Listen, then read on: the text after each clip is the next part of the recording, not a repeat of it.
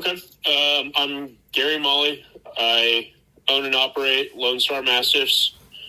I've had dogs since I can remember, all different kinds of breeds. My family always had multiple guard dogs. As far back as I can remember, it was Dobermans. We've always had hunting dogs, flushing dogs, retrievers, small game hunting dogs, coon dogs. We've always had working dogs. Growing up, most of them were professionally trained. I don't remember a time when there wasn't at least 5 dogs in our household. My first dog that was my dog, I got as soon as I moved out of the house. It was a Rottweiler. I just recently put her down a couple of years ago. She was 12 years old, and she's one of the best dogs I've ever owned. She went everywhere with me. Within a year of getting her, I rescued a 1-year-old King Corso, and he was a fantastic dog as well. He wasn't necessarily to breed standard. He was on the larger side. Some would say a little bit sloppy. Not fat, just excessive jaws. Yeah. Almost looked more like a Neo in body type and structure versus a traditional King Corso. But I love that dog. And, he, through people I met, working with him, I got very involved into the Mastiff communities. And I also had, I've got a master's in marine geology, and my background was, prior to that, my undergrad was in marine biology. And some of the PhD candidates I was working with and spending a lot of time with in the labs were from Russia. And they were the ones who I'd heard of Caucasian Ovcharkas and Central Asian Ovcharkas, but I did not, I'd never seen one in person. And I started learning about the breeds through them. This was when I was probably 23, 24. I worked in Alaska for a while, and I remember the first time I saw a Caucasian Ovcharka, there were 2 in the back of a pickup truck driving by in a small town that was landlocked, and, went into the general store and asked the guy, what kind of dogs they were. And he said, everybody knows them. They're Caucasian Ovcharkas. They're extremely aggressive. Don't go up to that pickup truck. And I don't know. I was just in the 30 seconds I saw them, I was taken aback by just the size, the structure, how well suited they were to be in Alaska. And, I thought right then that was a breed I wanted to own at some point in time. I had an opportunity to, instead of make it a hobby and a side business, I always wanted to own a farm or a ranch. But I never saw myself being a, full-time breeder or trainer. It was always just going to be a side business, more as a hobby. I had an opportunity about 4 years ago that most people, never get to, jump all in and, kind of make my dream a reality. So I decided to go for it. And I started researching dogs, started talking to breeders at first in the United States. Came across a lot of, I guess, breed snobbery, and a certain mindset. And I really didn't want to play the politics, and I didn't want to be confined to, just using this dog for a certain purpose, or, telling them that I have X amount of land and this is what the dog's going to do, because I couldn't at that point in time. I had just moved out of Galveston after the hurricane hit, and I was looking all over Texas for property. So I was spending, I don't know, probably 3 or 4 days a week, just driving around all over Texas, South Texas, West Texas, East Texas, everywhere, looking at different possible options, something that was in my price range and budget to make what, make what I had envisioned in my head a reality. And so I couldn't tell people, hey, I've got 100 acres. I've got a cattle farm, or I've got a chicken farm. I need a livestock guardian. And I already knew I had, been enamored with the videos of them doing personal protection work, which a lot of people don't like and don't want to be associated with. And I thought that was, really awesome. Mostly Eastern European kennels and specific lines where you saw them doing this kind of work. I was already at that point planning on getting my police canine training certifications, and kind of saw that as the first starting point to this journey. So I went ahead and got my certifications for narcotics, explosives, apprehension, and tracking, and was still driving around looking for property at the same time. But, that you have to go live in the facility. It's a, 4-month process every day, and, basically a full-time job. So, I figured there's, no way I'll ever get the opportunity to do that again, especially once this gets started. So I should do that first. And then from there, that heavily influenced my decision in dogs that I was picking. And I decided to go ahead and import. My first 2 Caucasians came from Jozo in Croatia. I was new to importing.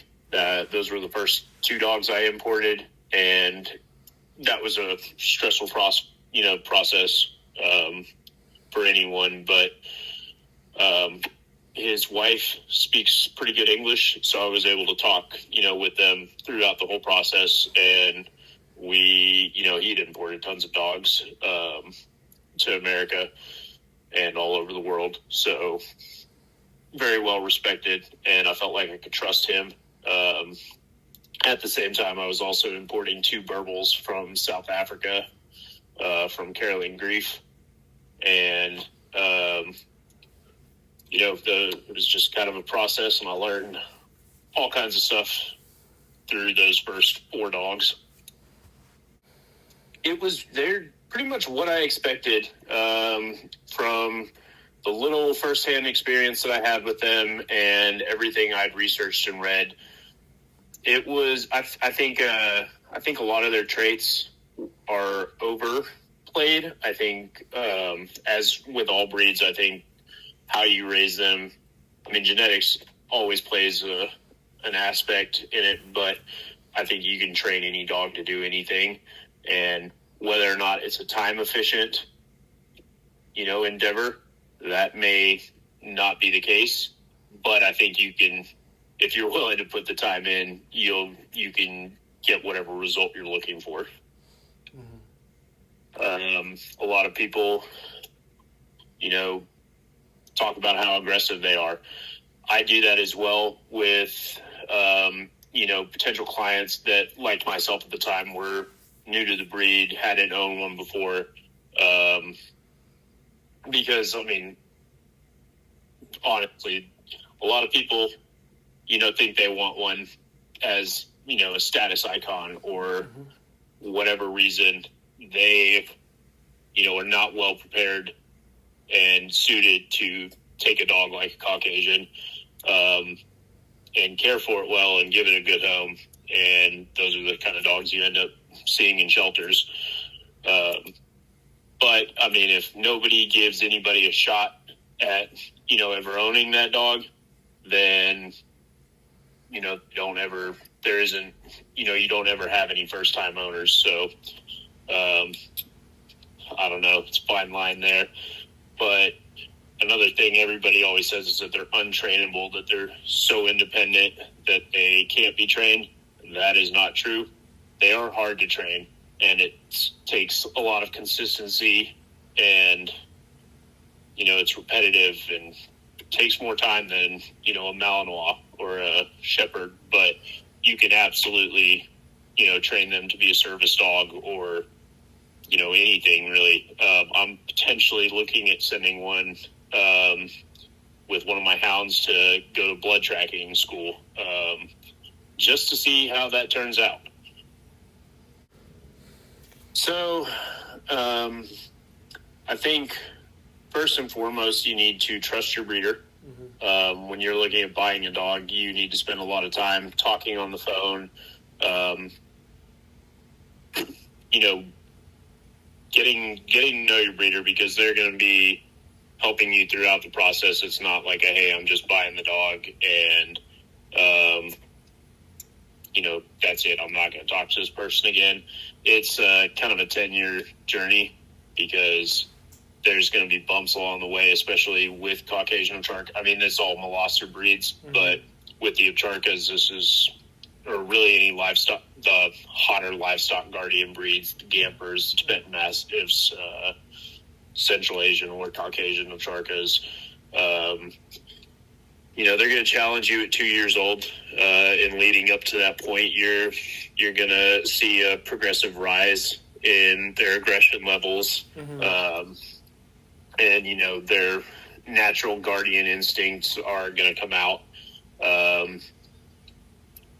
It's not so much with the training, but more of your pack integration, your children integration, resource guard with food.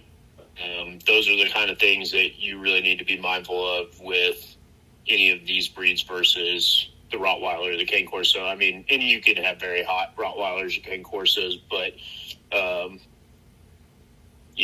they're not the normal, whereas the normal Ovcharka or other, these hot livestock guardian breeds, that is, more of the norm. So there's a lot of different schools of thought for this, and I'm currently utilizing multiple methods, and it really depends on what your intentions are for the dog. Uh-huh. I've got dogs on the property that are hunting dogs. I have dogs on the property that are guard dogs that are more perimeter patrol. I've got dogs that are livestock guardians, and I've got house dogs. They're not house pets. They're house guardians. I've got hog dogs, all kinds of stuff, and it really just depends on what your goal is, mm-hmm. And what you're trying to do with them. So I've got a group of puppies right now that I've integrated together as a pack. They're all dogs that I've bred, and so I had the opportunity of starting them off. And even though they were all born within a 6-month period of time last winter, and I was able to integrate them as a pack how I saw fit from the get-go. Mm-hmm. And that was kind of an experiment for me just to see how that worked, because that's what they do overseas. They, let all the dogs grow up together, they eat together. And one thing I noticed with kind of the U.S. mentality is that separation is the way to go, mm-hmm. and try to avoid dog fights altogether. And I think the longer I'm doing this, the more, in some cases, that's just the reality of the situation, especially. So when I started, I had dogs coming in that are 4 months, that are 6 months, that are 2 years, 4 years, haven't ever been together, all of these aggressive breeds from all different life situations. So integrating them together was not a possibility with all of them. So a lot of my foundation dogs live in, big kennels, except when they're out running and they run in packs, but they do not eat together. Always, in the kennel. They have to go into their kennel if they want to eat. And there are, out of those dogs, there are dogs that were raised together, and I run them in packs of 2 to 4. And I don't let, the packs stay together, and they don't ever have any contact with the other dogs. That's set on a day-to-day basis based on their feeding and training schedule. And then that would bloat with these large breed dogs is a big concern. So I have a set schedule for dogs that are getting trained in the morning. Those dogs eat at night. And then I've got a schedule that's dogs that are running at night. Those dogs eat in the morning, sleep during the day. And that's on a rotating schedule every day. The puppies that I started out with that are now all together, that's 2 Armenian Gampers, 2 Central Asian Ovcharkas, and 2 Caucasian Ovcharkas. They all eat together. They have their squabbles occasionally. It's never serious. And they've developed a hierarchy. It's right now at kind of a changing point because my male Ovcharka, they were born on Christmas Day, and my Central Asian Ovcharka were born at the end of October. So there's a couple months separation there, and the Central Asian Ovcharka was the dominant male, and the Caucasian Ovcharka male is now got 20 pounds on him and is a couple months younger. Still a goofy puppy stage. He's around 140 pounds. And he's starting to test that and become the dominant dog, but they're working it out. And I don't expect that I'm ever going to have a dog fighting issue. There will be, dominant struggles, and one of them will rise up to be the pack leader.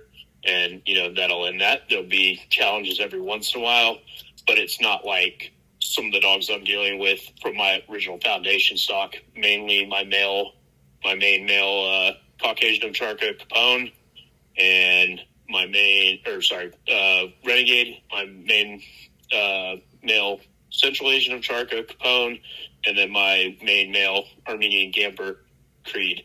If those 3 were ever to interact with each other in any way, shape, or form, it's going to be a dog fight to the death. So that, that can't ever happen. And based on the goals you're trying to achieve. Right. If you're looking for a family dog, you may want your dog to be able to interact with all your other dogs at any point in time.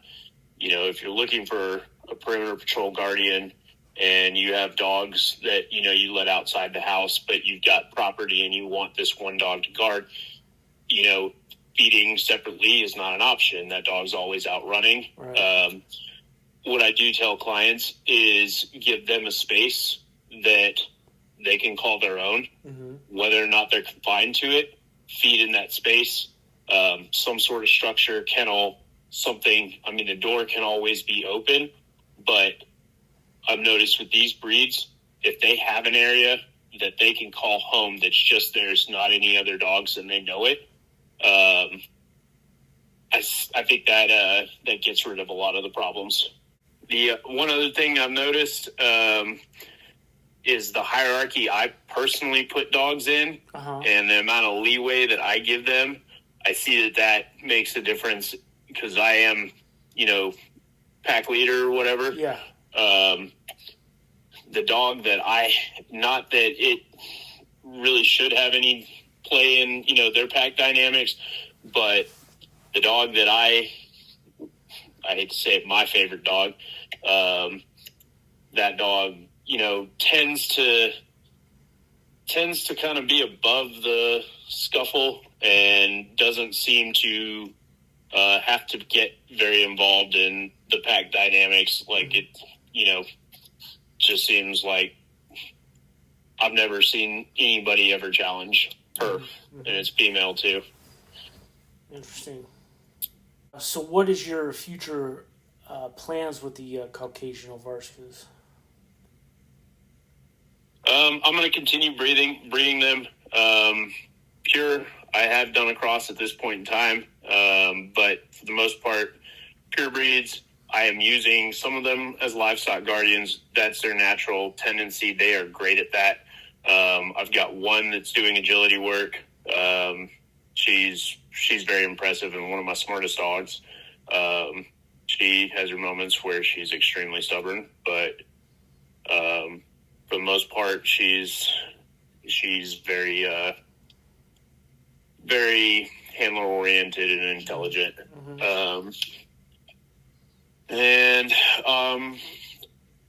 Probably my next litter, I'm going to take 2 puppies, set them aside, and I'm only going to work them in a prey drive kind of fashion. So far, what I've seen out of the breed is that from a personal protection standpoint, they only operate from defense drive. They're only going to aggress on something that's either stepping onto the property, is interfering with the livestock they're bonded to, or interfering with a home, or presenting a threat to even just, a combative stance or gesture towards the person or the family they are bonded with. I have, I've seen those Eastern European lines that kind of straddle both. They're doing perimeter patrol. They are security dogs, so they have a set boundary that they're supposed to be guarding. But you can also tell that they've also had intense targeting training. They only go for legs. They only go for arms. They out on command. They're biting on command. So that's going to be one of my focuses with my next litter, is to, do a lot more prey drive work with them. I didn't necessarily want that on my first litter because they are livestock guardians. I do have livestock. I do live on a farm, and wasn't, that's something I've wanted to do, but I needed to kind of learn more about the breed, how they interact as puppies, how I was picking my puppies. And obviously I can't sell a dog to most people. Most people do not have a need to have a 150 plus pound dog that is extremely aggressive and, has been trained for that from an early age. But it's super important that you start at even like 5-6 weeks old, doing drive work and confidence building with any kind of dog that's going to be doing personal protection work, especially a Mastiff, because they're off-breed. They are not easy to get to operate out of prey drive. They're a defense drive dog. And one thing with defense drive is every time you challenge a dog and you put him into that, you're kind of chiseling away at their confidence. So you have to build them back up after you do that. And so it's not something you can work the dog on every day like a Maale. So if you can get a dog to operate from a prey drive kind of mode for that type of work, it's better. And that's kind of one of the things I'm looking for with all my breeds, really. I want a very independent dog that can, exercise its own good judgment, has the intelligence to do so, to make a decision without a handler present. Like in a nighttime scenario where it's running the property, if it assesses a threat, it needs to make a decision without somebody telling it to make that decision. But at the same time, I want to be able to tell that dog everything if I'm there, and it, have complete obedience to whatever I'm telling it to do. So they're kind of conflicting ideas, especially, in these guardian breeds. And that's personally what I'm looking for. So, from a working dog standpoint, you're going to evaluate temperament first and foremost, health and temperament, structure, and it's not necessarily going to adhere to the breed standard. especially if you're trying to utilize it in multiple capacities. But if you're talking about breed standard in general, I'm less interested in that and more interested in having a functional working dog. I think show dogs are highly overrated. I think that they sacrifice a lot of temperament, a lot of genetic health, and lots of other things to adhere to a breed standard set forth by registries. I have my dogs registered through tons of, I like ARBA out of all of them. I have AKC, UKC, and FCI registered dogs. I hate working with all three of the above. ARBA is my most preferred. It is the smallest. It's actually old. That's the American Rare Breed Association. I have shown dogs through them, and that was more for my own personal gain of experience. Wasn't looking to win anything, but just trying to learn more about that world. It is absolutely not for me, and I don't want to necessarily, be constrained by a breed standard. I'm going to breed the dogs in front of me, and I'm, from what I want to achieve with my program, and I don't really care what other people think. And I'm, doing my own thing there. If that lines up with breed standard, great. If not, well, oh well. I will tell any consumer or anybody buying a dog from me, what the situation is with that and what I think about that. But yeah,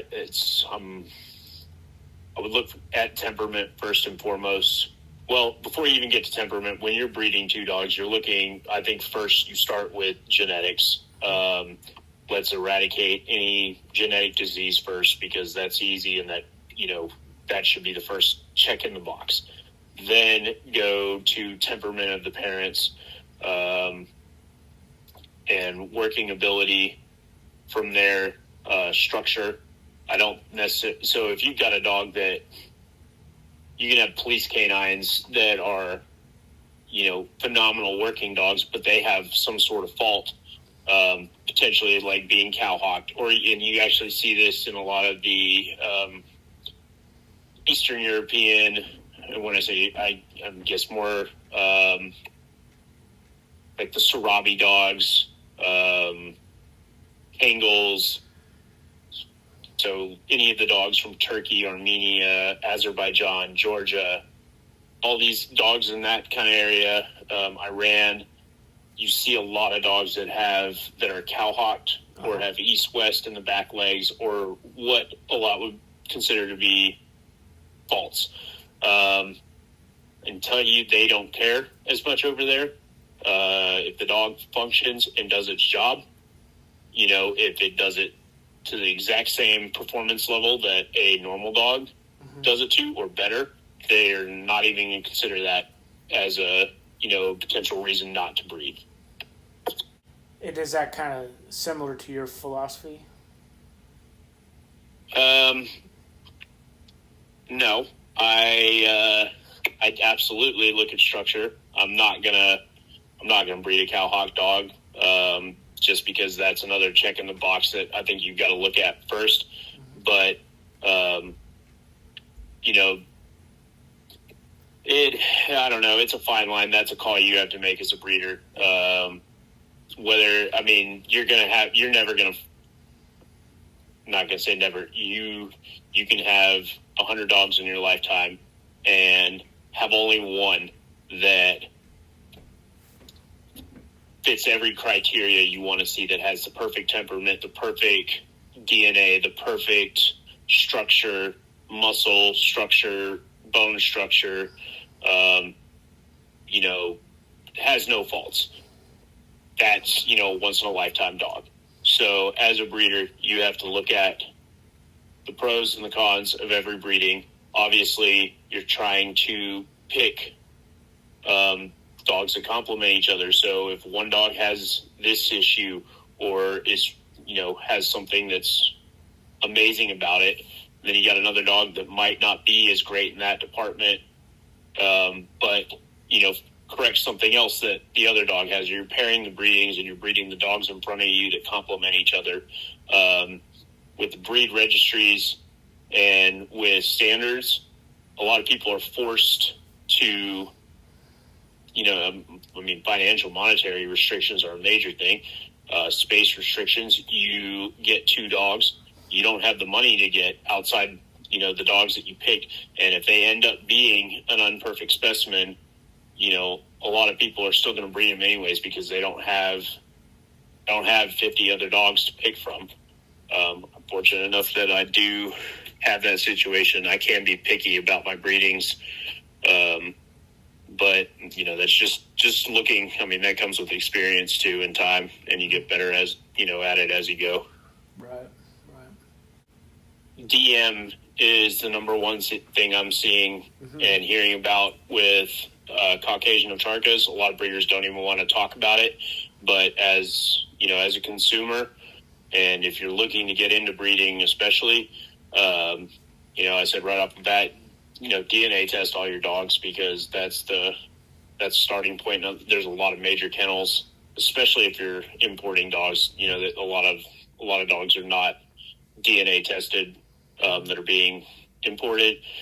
But even in America, a lot of the very well established kennels are not DNA testing, or they're DNA testing one dog, or they're not willing to give you results, or they'll I don't know, they're not completely transparent about it.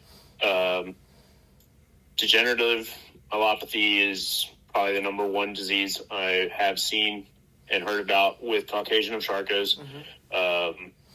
And it's something, you need to check for right off the bat and make sure that your breeder is aware of it, has checked for it, knows what, potentially their dogs are carrying or are affected.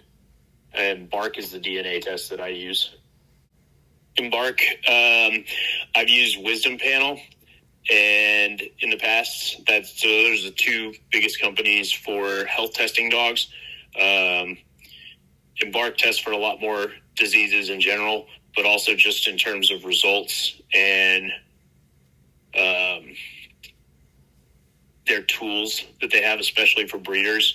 It's much more comprehensive. You're getting a lot more out of it, and the results are a lot more reliable.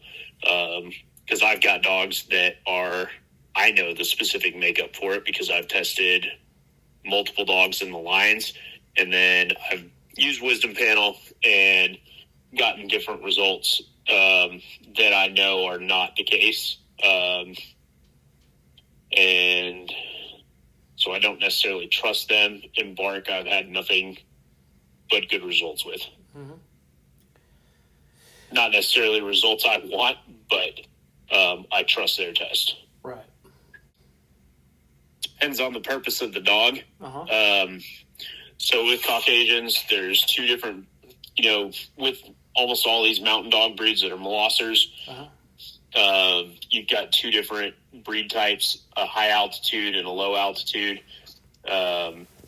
So with the Caucasians, they come from the Caucasus Mountains. That's Georgia, the country of Georgia. And some of those dogs are high altitude. And those are the ones that have the higher bone density, more muscular. They're going to be a lot heavier. They have a thicker coat. And then they had what's called a step dog.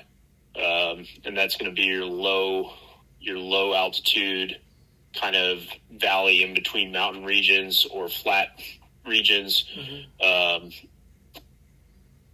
And those dogs, have to patrol a much larger area. They are much more athletic per se, and they're thin. They're meant to run.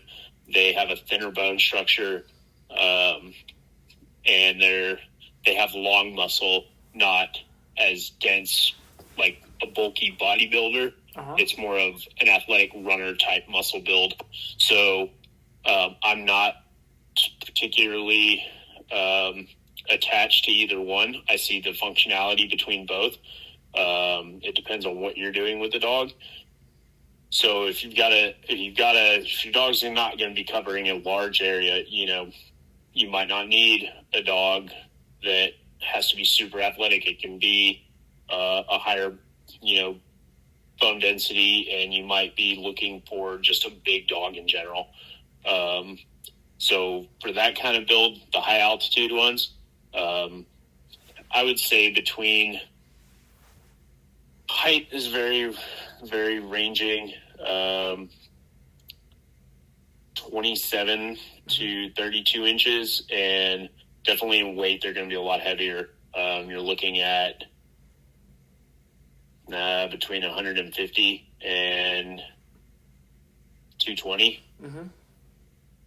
on a low altitude dog, or just one for, me personally, and breeding in Texas, kind of the dogs that I see actually running 1,000-acre ranch, and, a pack of 3 or 4.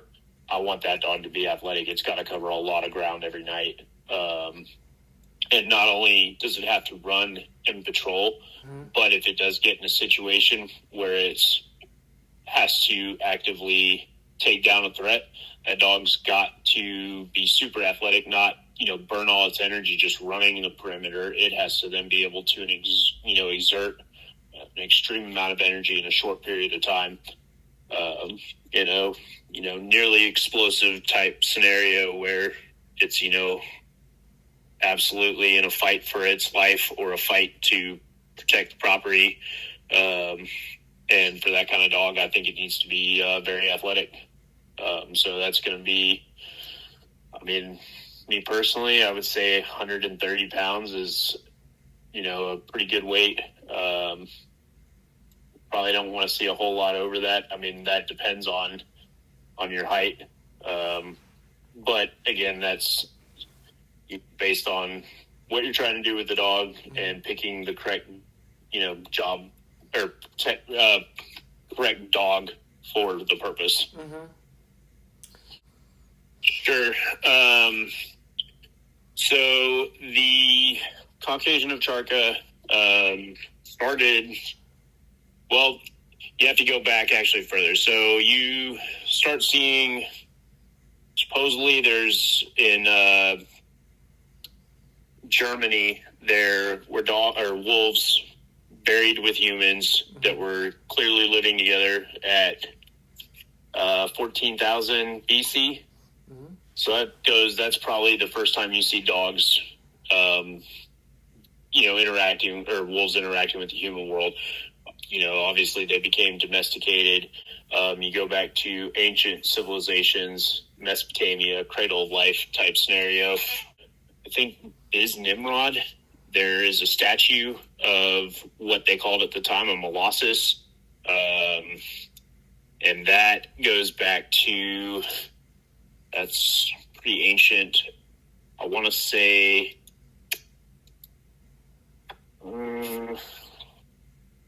that was about 5,000 BC, maybe 2,000. I know the first for sure recorded dogs in history are Tibetan Mastiffs. They were documented 1121 BC, and I think that's where you get these Asian breed dogs from. They all came from what is now the Tibetan Mastiff. It's the oldest extant dog in existence currently, and that is what all these breeds diverged from. The original molossus, that was probably 5,000 BC, which is around the time you hear about the Tibetan Mastiff, the molossus of Epirus, and all of them show a very large dog. All statues, drawings, pictures, they show a very large dog with a long muzzle. It's a thick, long muzzled dog, and it has long hair. I think the Caucasian and the Tibetans are probably the closest to what these dogs that you see in these recordings, statues, pictures, are the closest of. Also, in around 5,000 BC, you have the Anatolian shepherds that start appearing. So those are your oldest dogs. 4,000 BC, you have Central Asian Ovcharkas popping up. And then in around 2000 BC is the first recordings of a Caucasian Ovcharka. And as you move forward a lot through history, I talked about them being from Georgia, Azerbaijan, that region, the Caucasus Mountains. They had their two different breed types. As it moves more modern, they're famous as, the Russian bear dog, or you hear about them being from Russia. I've imported a couple of mine from Russia. Mm-hmm. So that's mainly because the Soviet Union wanted, so their normal purpose in these mountains was to protect livestock. They protect nomadic tribes as they were out hunting, or they protected the actual village, and then were out protecting the livestock at night. And then the Russians, Soviet Union, wanted to use it as more of a patrol dog for their military installments, for personal protection type, more geared towards a personal protection dog as an anti-personnel dog. Mm-hmm. That's one of the things that you hear about in the nature of, if you were to compare, for example, Central Asian Ovcharka and a Caucasian Ovcharka, people are going to tell you that the Caucasian Ovcharka is much more human aggressive, and that's true, versus a Central Asian Ovcharka that's much more animal aggressive. Mm-hmm. And that, goes back to this history. I believe that the UKC, when I was in the 1990s, I want to say mid-1990s, the UKC accepted it as a registered breed. Currently, the AKC does not register them. They're considered Foundation Stock Services, mm-hmm. FSS. So they're not an AKC registered breed yet. So it's still very much over there. The FCI is the longest, accepted registration. They've got a very interesting history. Yeah. And it mainly is, separated into the two schools of thought, whether this dog is supposed to be a livestock guardian or an anti-personnel dog. Mm-hmm. And you see a very divergent kind of idea in between. I think even in the structure, the anti-personnel dogs have that longer coat, the larger bone structure, which makes sense that, that they were being used in Russia. It's, cold, mm-hmm. very cold. They actually do very well in extreme weather scenarios. That was one thing I wasn't sure on when I moved to Texas, how that was going to work out. With 110 degree heat and a dog that's rated to negative 40. I had seen people in Africa in very arid, hot environments using them, and in Mongolia, in the Mongolian desert. And so I suspected that they would be okay, but I didn't know, importing from Russian and European lines, how that was going to work out, because they weren't, genetically, that had not been something that they had to deal with yet. So the dogs I imported from Russia struggled at first. Okay. They had to get through one season and blow coat. Uh-huh. Second year, in the summer, they did much better. The dogs that I've produced are pretty much unfazed. They don't have any special treatment. They handle the heat fine. What is the struggle is when it's raining and hot, and then you get, anything above 90% humidity, yeah, while over 95 degrees, that's when they start struggling. And it's more It's more in regards to their skin and that undercoat trapping that moisture in. And their coats tend to dread very easy. That's another thing I do. My dogs don't look like other people's dogs. I groom them differently. I take a lot off their ears, a lot off their haunches and tails to keep that from occurring. The summer, it starts usually about April in Texas. That's when they blow their first coat, and you pretty much have to groom them, groom and brush. I'm still doing it now, and we're mid-September. I'll probably be doing it all the way through October.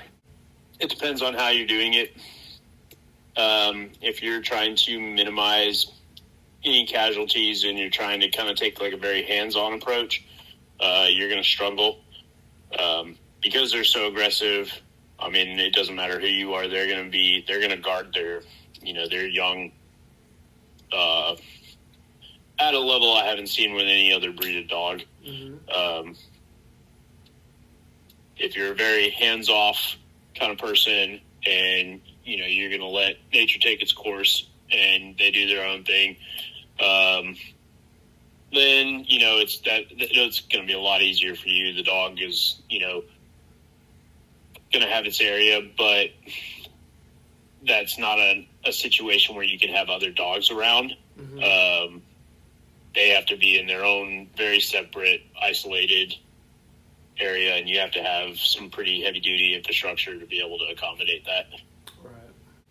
I mean, as soon as the pups are born, if you're taking that approach, if you're trying to minimize casualties with, like, the mom, per se, stepping on or rolling over young, that's any large breed dog, any Mastiff, Molosser,